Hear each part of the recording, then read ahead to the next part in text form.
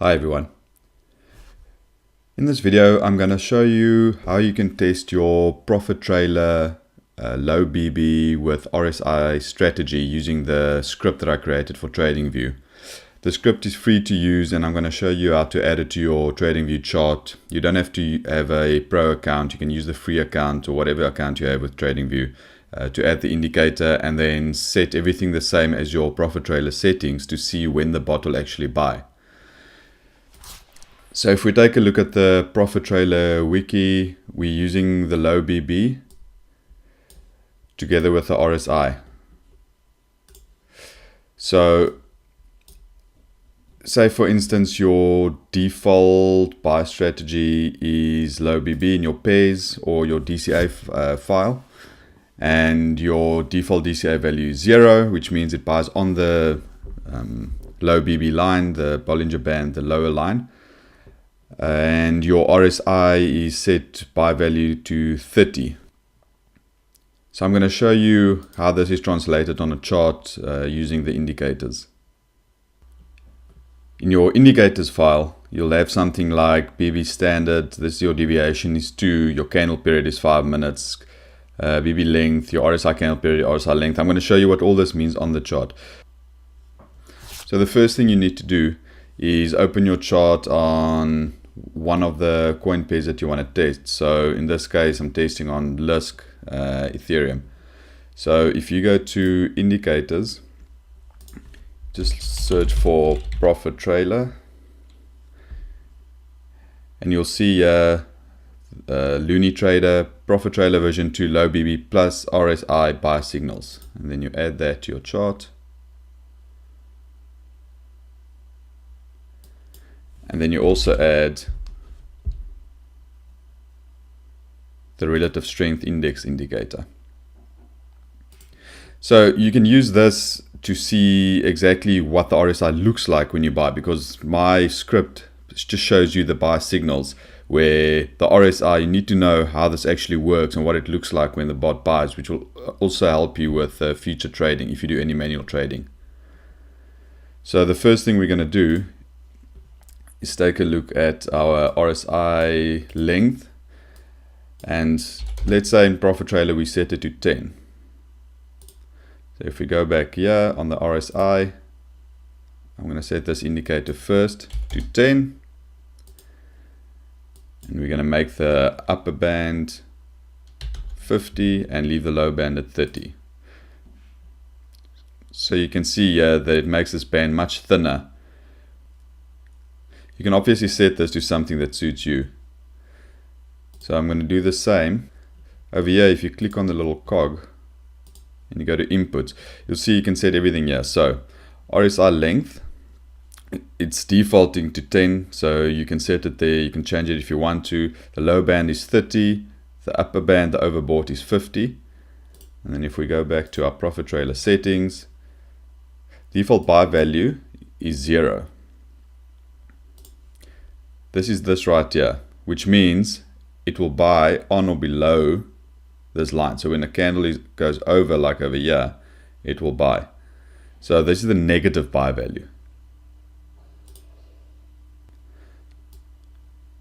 Your RSI default buy value is 30.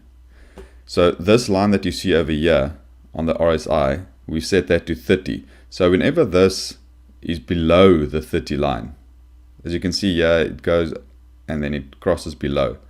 And then over here, the candles dip below the LOWBB line as well. And that's why you get the buy signal. See, so it's very easy to visualize this way.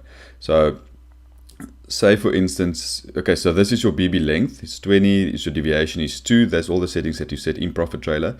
Negative buy value, so let me just show you this. So say you wanted to buy 10% below the LOWBB line. We'll just change this to 10,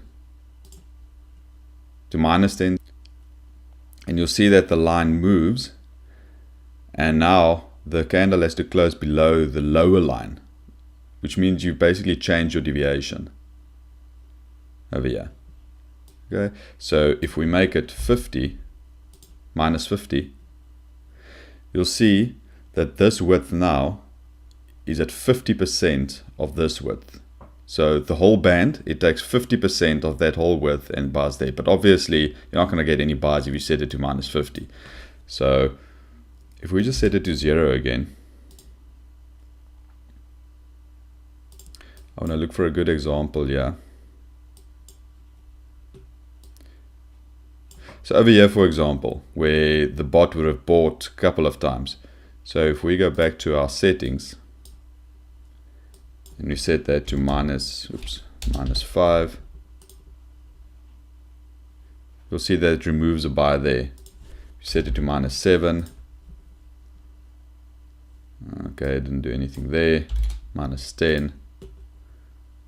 You'll see that it removes some buys from here because it only looks at candles that crosses the lower line. So you can tweak this to make more targeted buys and to protect you. The negative option works well to protect you from the downtrend buys. If you untick this, you need to change it back to 0, which means that the band will move back. And then if you want to use positive values, you can switch on the positive, and you'll see it will create the yellow buy signals. So if you then go 10, because now it's above the low BB line, so it's positive. So you'll see it will change there and it will increase your buys, because now the candles, it looks at the candles that crosses the top line. Okay, so this is 10% of the width above the low BB line. So just as an example, if we created 20 over here, you'll see that it will just create more and more buys. Now, to me, the positive buy value isn't as good as the negative. The positive really, it's very aggressive and you'll make lots and lots of buys, especially on a downtrend. So I don't really use the positive. I only use the negative to get better buys and to remove some of the multiple buys over there. Sorry, you can only use a negative number. Alright, so you can go back and see when the bot would have bought. You can change different pairs, you can use different time frames. In fact, I'm using a 1 hour candle here. So if we go to 50-minute candles, I use 5 and 50-minute candles. You can actually see what your bot would have done based on the settings that you've set.